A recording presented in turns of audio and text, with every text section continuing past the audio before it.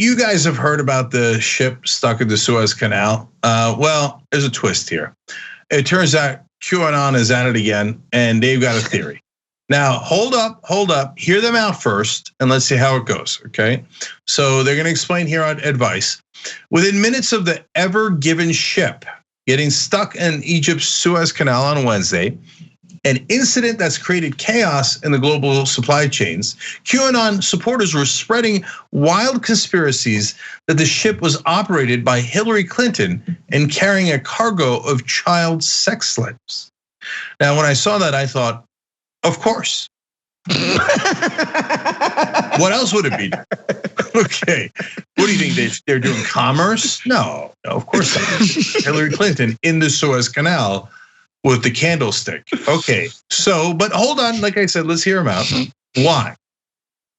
The claims are based on the fact that the Taiwanese shipping company that operates the ship is called Evergreen, which was Clinton's Secret Service name when she was First Lady. Aha! Ladies and gentlemen, they got her. We have got a coincidence on our hands. Hold. Turns out there's a second coincidence. The baseless theory was, well, you say baseless, I say baseless. The baseless theory was given further credence in the minds of QAnon followers, at least, when it emerged the ship's call sign was H3RC. Aha! Wait, hold on. Let's find out why. Which is close enough to Clinton's own initials, HRC, for QAnon followers to make the link. And obviously, you put the 3 in there because of Q and the Suez Canal, obviously, okay? Well, Cenk, to be honest, the Q in cursive, and I know that you're writing this off like it's not a real thing, and I can pick up the sarcasm, man. Don't come after my people like that. If for those of you who watch the QAnon docuseries, it's currently on HBO that does feature Cenk Uygur. Coincidence? Episode 2, Cenk's voice happens. Coincidence? I think not. The cursive Q looks a little like a 3. And if you are as barely attached to reality as myself and my fellow QAnon adherents are, that's enough. I see. Well, look, if you aren't convinced yet by C3KU, then we find the ship's tracking picture. Now, this is amazing. Okay, apparently this is the pattern that the ship took. We're not making this up. Okay, so now there does appear to be a phallus built, and underneath it there do appear to be 2 globes of some sort, and some are speculating that perhaps it is penetrating a buttocks, and so wow. So they're like, wow, and you guys thought we didn't know what we were talking about, right? But hold. It turns out that is not buttocks. That is, we're going to explain why that happened in the first place, because now we go back to more QAnon theories. They explain in one of the forums, and this was a very popular one among the different posts in the forum. Those ships are on autopilot most of the time. The computers do the work. I am suggesting that the ship's computers were hacked. My suspicion leaned towards the white hats. This was part of the plan. Aha! Okay, wait. When I read that, I was like, wait. Who are the white hats? I lost track of the conspiracies. I was like, are those the guys in Syria that are like help the wounded, and then some people hate them because you shouldn't help the wounded or something? Or no, it turns out in this case, the white hats are the good guys, which of course are actually the bad guy. Wait, that are beating the deep state, but that are the deep state. And so they're the guys who are going to help Trump become king again. And so they wear the white hats.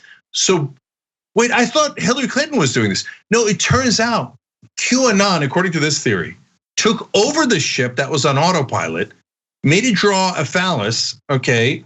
And to point out, Evergreen. Okay, if you're not lost yet, hold on. Okay, this part, it's gonna be the clincher for you, because now you're gonna see how it all comes together, okay? They explain in the forums. Using a canal is symbolic of a birthing canal. Of course it is. Of course it is. The things are about to happen worldwide. The birthing of the information coming from this mess will be the beginning of the end of the deep state. That's why you take a ship run by Hillary Clinton filled with trafficked kids, you make them draw a penis, and then through a canal, and then the information will be birthed to the world. Hey, by the way, if QAnon can actually take control of the ship, why don't they free the kids? Yes. Like, that's the first thing that I just think it's weird, the child sex trafficking angle of it. Why is that always the angle? There's like so many ways for people to be evil, right? Like there's just countless ways for evil to perpetuate itself. Yet they always go back to kiddie porn. It's just the weirdest thing to me. I don't know, like, I hate Mitch McConnell just as much as the next guy, but I'm not accusing him of child abuse. You know what I'm saying? Like, it's just a weird place to go, man. No, Woz, I figured that out. I talked to a couple of QAnon people on the conversation, and that's exactly what I wanted to figure out. I'm like, why? Why do they think that, why child molestation? And number one was, first I got research before that, and so there's two parts of the story. The first half is that they realized tons of people have been molested in their lives, and it's a giant problem, and that society's never really talked about it publicly, and we have no idea the degree to which sexual assault has happened. And funny enough, when progressives point that out, the right wing goes, they're exaggerating, and women are exaggerating, etc. But they actually know it. And so it touches a nerve with people. And the minute you talk about that, anyone who's suffered through that, not anyone, but a lot of folks, unfortunately, that suffered through that think it must be true because it happened to me. So I totally believe it, that it's happening, right? Then the second half of it is, this doesn't get talked about in the media because they don't want to offend people. But when you actually talk to QAnon people, as I have, and other people that did reporting on the ground with them, they bring it back to religion. And they've been taught, well, look, Satan is real. And so what would Satan do? He would drink blood, he would do ritual sacrifices, and he would do child molestation. And they keep just saying, Satan is real, Satan is real. And so this is, of course. And then what happened in the church? Well, in the Catholic Church, they had powerful people do a child pedophilia ring. It's true, it happened in the Catholic Church. So they assume, well, I guess that means everybody in power is doing it. I mean, if our priests are doing it, everybody must be doing it. And of course, so that's where the insanity, the germs of that disease were born. Yeah, it's just it's the worst thing you can think of. It's just innocence, going after innocence. What are you gonna do after that? And then it's also that, like, don't think of pink elephants. It's like, now I'm thinking of pink elephants. Don't think about Hillary Clinton and a ring of child prostitution, trafficking, blood sacrifice. Don't think of it. And then you just repeat it over and over again. And then it turns into like you're watching Ancient Aliens. It's just like, yeah, sure, why not? This sounds fun. And then the other layer of it, in terms of how it creates so many followers. Like, I've talked to people who have mentioned QAnon in passing, and they sound very early on like they're actually into it. But when you really ask them, they're not really that into it. They just don't like Hillary Clinton. And they like that there's this group of people who feel the same, who they don't, first of all, it's if you don't take it seriously and you hate Hillary Clinton, then it's just wildly fun to talk about. Yeah. And it's like, let me piece together. And then it's just like watching a David Lynch movie where you're trying to find all the symbolism and how it fits together. And any solution you come up with is absolutely right, because they throw so many variables out there, so many random data points, that if you look at an infinite number of data points, then you can find a ton of little patterns in it. Yeah, Brett, that's exactly right. Actually, I want to go to two last points about this story, but first, before I get to that point that you just made, I remember when an alt-right figure, and I don't want to name him, said like online, why don't we just accuse our opponents of being child molesters, and that'll show up in their Google search. It doesn't have to be true, it just has to smear them. So this was planned a long time ago, and it's the worst most cruel, base political demagoguery I have ever seen in my lifetime. So there's all these components to it. Now, the final part is what Brent mentioned. It's so easy to get people to believe in conspiracies. In fact, look at this one within this story, okay? Go back to the Vice reporting on this. They say many QAnon supporters are also pointing to an old post by the group's anonymous leader, Q, who wrote cryptically in February of 2018 to quote, "watch the water." A phrase that's been rolled out repeatedly over the years as proof that QAnon conspiracy is real whenever something happens on or near water. This is like the oldest trick in the book. This is what fortune tellers do, right? I once went in with a friend. He had a Cornell hat on and had like a shorts and a sweatshirt on, and she's like, "You're really smart. You work hard, and you like sports. You're really into sports." Yeah, you saw the Cornell hat and the shorts. It's not complicated, right? If you say something's gonna happen near water, there's a lot of things by water. So people are like, right?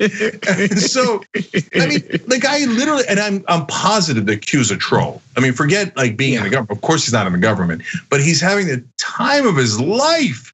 He's king troll. He might even beat Trump in the record books as the best troll in human history, right? So he's doing things like, next time, the conspiracy will involve air. Yeah. And people are buying it. They're like, "Oh my God, it's right here. It happens. It's in the air. It's in the air, right?" Fire and water and earth and heart. It is all Q is Captain Planet, is what I'm trying to say. I just love that I would put my name on the side of a child enslavement ship. Right, like I'd put my name on it, like literally put my name on the ship that I'm trafficking children in. Like, yeah, if you're fake, if like celebrities all have their fake names. It's like if I got super famous and my fake name when I check into a hotel is Erlich A. Like, it's not a code anymore, really. People just figure it out. Right. Benny Batfleck. I don't know who that is. Checked in with Bat Babin. Like, no, but in this case, it's not even that, right? This is like Waz said, they really believe a theory that Hillary Clinton, while doing the worst thing on earth, put her code name on the ship. And it's not, yeah, it's so funny. Yeah, it's so, but that leads to the last part of it, which is that I know it's easy to do these conspiracies, but they're relying on the right wing being the less intelligent wing. They just are. So look here, let's put up their conspiracy board. This is on this story again. They put up stuff like this and they just draw arrows. And people go on the right wing, they look at that and go, aha, right?